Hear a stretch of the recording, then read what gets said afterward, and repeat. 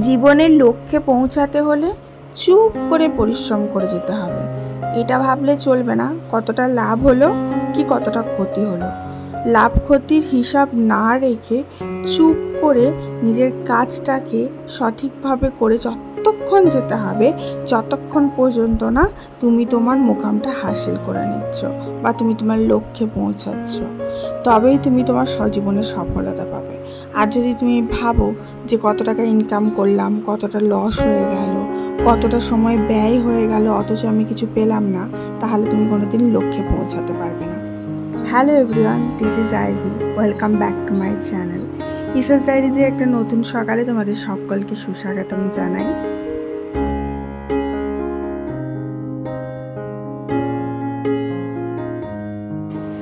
আমি বিয়ের পর শাশুড়ি মায়ের কাছ থেকে শিখেছি গায়ের গহনাগুলো সময়ে সময়ে চেঞ্জ করে করে পরতে হয়, তাহলে নিজেরও বেশ ভালো লাগে এবং আমার পারিপার্শ্বিক যারা রয়েছে আমার সাথে তাদেরও দেখতে আমাকে ভালো লাগে।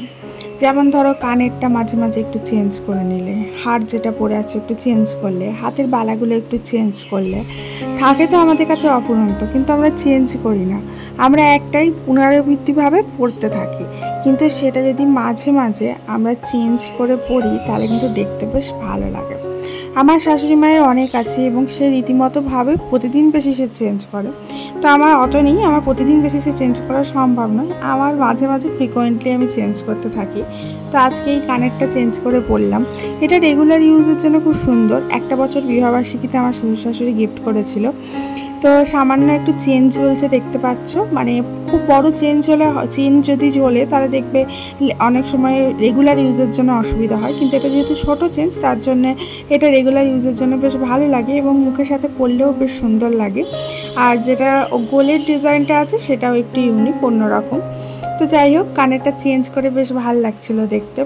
আর মেয়েদেরকে সময়ে সময়ে সাজলে কিন্তু মেয়েদের রূপটা আরও বেশি করে বেরিয়ে আসে। অনেকেই বলছে, যারা ভালো মানুষ যারা গান দেয় অনেকেই আছে, তো তারা বলছে যে মেয়েদেরকে সবসময় সেজে গুজে থাকতে।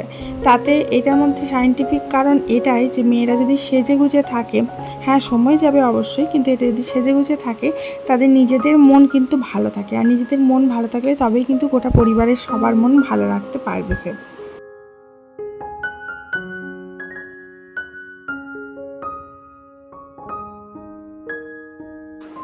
আজকে দেখছি আলমারির মাথার উপরটা বেশ অনেকটা অপরিষ্কার হয়েছে, যেটা পরিষ্কার করতে হবে এবং অনেক দিন বেশি সেই পরিষ্কার করা হয়ে ওঠেনি।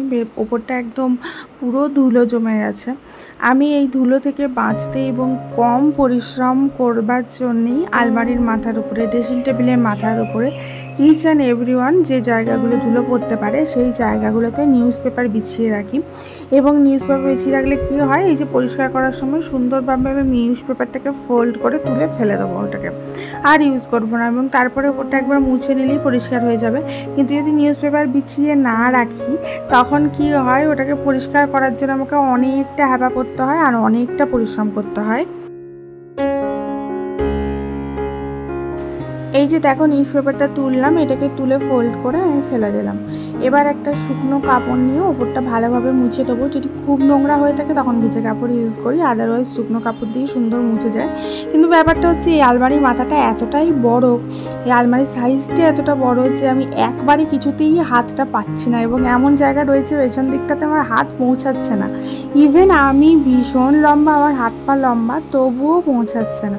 তো কাপড় দিয়ে কিছুতেই মুছে উঠতে পারলাম না, আর কতবার এদিক ওদিক করবো 10 বার করে, তাই ভাবলাম ঝাঁটা দিয়ে হালকা করে ঝেড়ে দিই। কারণ ওপরটা ভীষণ পরিষ্কার রয়েছে, কারণ যেহেতু নিউজ পেপার পাতা ছিল একদমই ময়লা হয়নি, কিন্তু তবুও নিট অ্যান্ড ক্লিন রাখাটা তো জরুরি, তার জন্য ওপরটা হালকা হালকা করে ঝেড়ে দিলাম। এবং আলমারির মাথার উপরে অনেকটা একটু ঝুল জমেছিল, সেটাও ভালোভাবে পরিষ্কার করে দিলাম ঝাঁটা দিয়ে।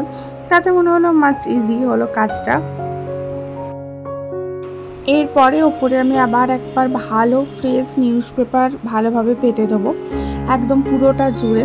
আর এই আলমারির মাথাটা অনেকটা বড়, তো আর অতগুলো জিনিস থাকে না উপরে, তার জন্য নিউজ পেপারগুলো উড়ে যেতে থাকে, তার জন্য আমি না ডবল করে নিউজ পেপার পেতে দিই। মানে একটু মোটা থাকলে কি হবে, উঠতে পারবে না, আর একটার সাথে আরেকটা লক করে দিই। লক করে দেওয়ার ফলে উঠতে পারে না। আর মাঝখানটায় যেখানটা জয়েন্ট রয়েছে সেইখানটাতে আমি টেডিগুলো রেখে দিই। এবার যে টেডিগুলো আছে আলমারির মাথা থেকে পেরেছিলাম সেগুলো ভালোভাবে পরিষ্কার করব। এটা নতুন একটা ইউপিএস কিনেছি তোমার আমাদের নেটটার জন্য। নেটটা অনেক সময় চলে যায়, তখন খুব অসুবিধা হয়। চলে যায় বলতে তোমার ধরো কারেন্ট চলে গেল, হুট করে কারেন্ট চলে গেল। আমাদের অনেক সময় ক্লাস চলছে, ক্লাস করাচ্ছি, তার মাঝখানে ধরো হুট করে কারেন্ট চলে গেল, তখন নেটটা ডিসকানেক্ট হয়ে গেল, তখন একটা অসুবিধা হয়। তার জন্য নেটটা যাতে ডিসকানেক্ট না হয়, অলদো আমাদের ডিজি আছে, কিন্তু কারেন্ট যাওয়া আর ডিজি আসার মাঝখানে যে কয়েক সেকেন্ডের ফারাক, সেইটুকু সময়ের মধ্যে হুট করে নেটটা ডিসকানেক্ট হয়ে গেলে আমাদের কেটে যায় আর কি। ধরো ভিডিও কল করছি, ভিডিও কলে আমি টিচিং করছি, তো ভিডিও কলটা কেটে যায়, তো খুব অসুবিধা হয়। তার জন্য কি করি, ওই তোমার ইউপিএসটা কিনলাম। ইউপিএসের সাথে কানেক্ট থাকলে কি হবে, নেটটা কোনোভাবেই ডিসকানেক্ট হবে না। তো ওইটারই খাপটা পরিষ্কার করে রাখলাম, কারণ যেহেতু নতুন কিনেছি এখন রাখতে হবে বেশ কিছুদিন।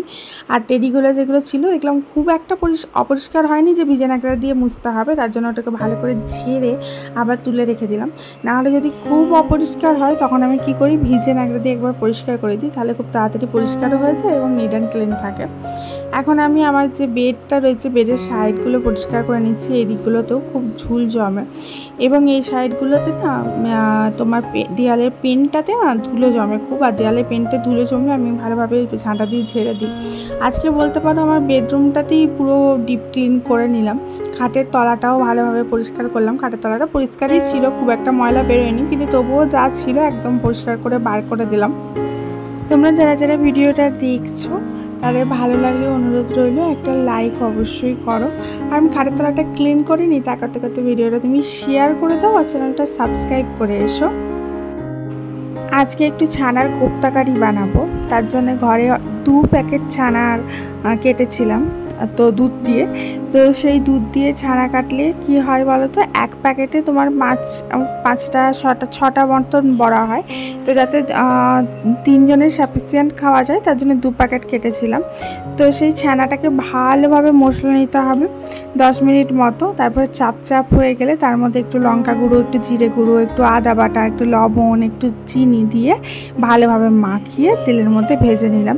খুব কড়া করে ভাজার দরকার নেই, হালকা হালকা করে ভাজলেই হবে। তারপরে নিরামিষ তরকারি করব। আলুটা আগে সেদ্ধ করে নিয়েছি এবং মশলার মধ্যে আমি টমেটো আর আদা দিচ্ছি। যদিও টমেটোর এখন প্রচুর দাম, 60 টাকা কিলো চলছে, তবুও নিরামিষ তরকারিতে একটু টমেটো না দিলে কখনোই টেস্ট বেরোয় না। এর মধ্যে টমেটো, আদা, একটু জিরে গুঁড়ো, একটু ধনে গুঁড়ো, একটু কাশ্মীরি লঙ্কা গুঁড়ো, এই সমস্ত কিছু আছে। আর গোটা গরম মশলা দিয়েছি, তেজপাতা দিয়েছি, লঙ্কা কিছু ইউজ করিনি, শুকনো লঙ্কা দিলে একটু ঝাল ঝাল হবে। আর মেয়েটা খায় বলে আমি ইউজ করি না। তারপরে আলুটাকে কষিয়ে জল দিয়ে ভালোভাবে ফুটিয়ে নামিয়ে নিয়ে বড়াগুলোকে দিলাম। আমি সমস্ত বড়া যখনই বড়ার কোনো তরকারি করি, তরকারিটা নামিয়ে নেওয়ার পরে বড়াগুলো দিই, তাতে করে বড়াগুলো ভেঙেও যায় না, নরম হয়ে যায় না এবং একদম অ্যাজ ইট ইজ থাকে। এবং লাস্টে একটু ঘি আর একটু গরম মশলা ছড়িয়ে দিতে হবে।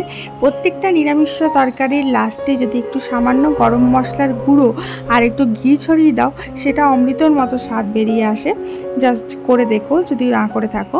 আর নিরামিষ তরকারি হলে তাতে কখনোই সস ইউজ করা যাবে না, সবসময় টমেটো ইউজ করতে হবে। আমি এটুকু শিখেছি, আমি ছোটোবেলা থেকে নিরামিষ তরকারি করতে দেখে আসছি আমার মাকে, কারণ আমার ঠাকুমা নিরামিষ খেত, তার জন্য তখন থেকে দেখে দেখে আমার অভ্যস্ত এবং আমি ভীষণ ভালোবাসি নিরামিষ তরকারি করতে। তো এই যে তরকারিটা করলাম, এটা রেখে দেবো, এটা এখন খাবো না, এটা রাতের জন্য রেখে দেবো, আমি করে রাখলাম। আর সকালের জন্য আমার হাজব্যান্ড বানিয়েছিল চিকেন পোলাও বলতে পারো, বা চিকেন বিরিয়ানি বলতে পারো, যেটা বলতে পারো। চিকেন বিরিয়ানি ঠিক না, একটু পোলাও টাইপের আর কি, চিকেনের চিকেন দিয়ে আলু দিয়ে। আর বানিয়েছিলাম রায়তা, তো সেটা দিয়ে আজকে লাঞ্চ করব। এখন আমি চলে এসেছি মেয়েটার যে স্কুলের ড্রেসগুলো আছে ওগুলো কেচে নিতে, ওগুলো কেচে টেচে চান করে নেব। আমি বারবার বলি, প্রতিদিন বলি, আবারও বলছি, যদি যারা ঘরের ঘরোয়া মহিলা যারা এক্সারসাইজ করার সময় পায় না, এখন আমাদের জেনারেশনে আমরা চেষ্টা করি নিজেদের শরীরচর্চা করার, কিন্তু অনেকেই আছে ঘরের সংসারের চাপে এবং সংসার বড় হলে তার চাপে কখনোই করে উঠতে পারে না, তখন নিজের ঘরের কাজের মধ্যেই এক্সারসাইজগুলো খুঁজে নিতে হবে। তার মধ্যে একটা অঙ্গ হচ্ছে এইভাবে কাপড় কাচা। এইভাবে বসে যে তুমি কাপড় কাচছো, এটা কিন্তু মলাসনে রূপান্তর হচ্ছে। কিছু না কিছু তোমার কাজের মধ্যে দিয়ে হবে, কিন্তু তুমি যদি অত্যাধুনিক গ্যাজেট বা অত্যাধুনিক অ্যাপ্লায়েন্সেস ইউজ করো নিজের কাজ সহজ করার জন্য, তখন কিন্তু সেটা কোনোভাবেই কার্যকরী হবে না। তখন তোমাকে আবার টাকা খরচা করে জিমে গিয়ে কাজ করতে হবে নিজের শরীরের জন্যে।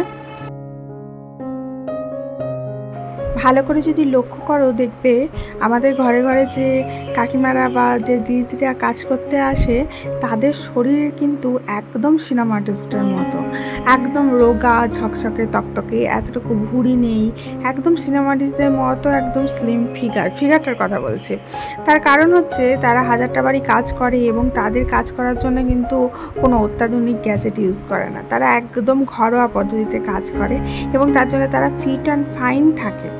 উপরন্তু যারা আমরা কাজের লোক রাখি, নিজেদের ঘরের কাজ নিজেরা করি না, তারা কিন্তু বেশি অসুস্থ হই, বেশি তাড়াতাড়ি মোটা হই এবং রোগ আমাদেরকে জাঁকড়ে ধরে এবং কুড়েমি আমাদের জাঁকড়ে ধরে। তার জন্য আমার মনে হয় একটু আধটু যদি ঘরের কাজ নিজে করে নেওয়া যায়, যদিও তোমার যদি কাজের লোক থেকে থাকে, তবুও তুমি ঘরের কাজ যদি নিজে একটু করে নাও, নিজের ঘরটাকে একটু পরিষ্কার পরিচ্ছন্ন রাখো, সময়ে সময়ে ওই জায়গা পরিষ্কার করলে, সুন্দরভাবে ঘরটাকে গুছিয়ে রাখলে, তাহলে তোমার ঘরে লক্ষ্মীও বসবাস করবে, লক্ষ্মী আসবেও এবং তোমার মনও ভালো থাকবে, স্বাস্থ্যও ভালো থাকবে এবং তোমার পারিপার্শ্বিক যারা আসে সবাই ভালো থাকবে। চলো, অনেক বকবক করে ফেলেছি। বকবক করতে করতে আমার কাজগুলো সারা হয়ে গেল। ওদিকে আমার কাপড় কাচা হয়ে গেল, আর এদিকে আমার হাজব্যান্ডের স্লিপারগুলো পরিষ্কার করছি। আমার হাজব্যান্ড গ্রীষ্ম হোক, বর্ষা হোক, শীত হোক, অল টাইম স্লিপার পরে থাকে পায়ের মধ্যে, কিছু না কিছু, ও স্লিপার ছাড়া চলতে পারে না। আর শীতকালটা আমি স্লিপার পরে থাকি। একজন আমাকে কমেন্ট করেছে যে কোথায় স্লিপার কোথায় পরছো না কেন, তো আমি শীতকালটা পরি, গ্রীষ্মকালটা খুব একটা পরি না। এখানে আমি রায়তা বানাচ্ছিলাম চান করে এসে। রায়তার মধ্যে আমি দেখো পেঁয়াজ কুচি, লঙ্কা কুচি, চাট মশলা, তারপরে গোলমরিচ গুঁড়ো, এই সমস্ত কিছু ইউজ করেছি, চিনি, নুন, এই সমস্ত কিছু, বিট লবণ, এই সমস্ত কিছু ইউজ করেছি। সম পরিমাণে প্রত্যেকটা জিনিস দিয়ে দইটাকে ফ্যাটালে এটার অসাধারণ টেস্ট বেরোয়, টেস্টিংয়ে অসাধারণ। এর মধ্যে একটু শসা কুচি, টমেটো কুচি, এই সমস্ত কিছুও দেওয়া যায়। অলদো আমি পেঁয়াজটা ছাড়া অন্য কিছু খেতে ভালোবাসি না বলে অ্যাড করি না। আমার হাজব্যান্ড সব কিছু দিয়েই খেতে ভালোবাসে, অনেকে বুঁদিও অ্যাড করে। বুঁদিটা অ্যাড করলে আমার একদম ভালো লাগে না। তো এই রায়তাটা ভীষণ টেস্টি হয় খেতে। যদি তুমি ঘরের মধ্যে বিরিয়ানি নাও করো, এমনিও এই রায়তাটা খেতে পারো। তার এই যে চিকেন পোলাও বললাম, বিরিয়ানি ঠিক নয়, পোলাওয়ের মতো তৈরি করেছিল আমার হাজব্যান্ড। ভীষণ সুন্দর খেতে হয়েছিল, ভীষণ টেস্টি খেতে হয়েছিল। এখানে চিকেন দিয়েছিল, আলু দিয়েছিল, সব কিছু ওয়েল কুকড হয়েছিল আর খেতে এত টেস্টি লাগছিল কি বলবো। এর সাথে একটু পেঁয়াজ কুচি হলে জমে যেত, কিন্তু যেহেতু রায়তাতে পেঁয়াজ ছিল, লঙ্কা ছিল, তার জন্য আলাদা করে পেঁয়াজ কুচি আর নিইনি। গরম এত হয়েছে না, হাত দিয়ে ধরতে পারছি না, আর জিভ দিয়ে জল চলে আসছে খাওয়ার ছোটে। যাই হোক, আজকে আসি বুঝলে, কাল দেখা হচ্ছে। সবাই ভালো থেকো, সুস্থ থেকো, আর প্লিজ হাসি খুশি থেকো। বাই।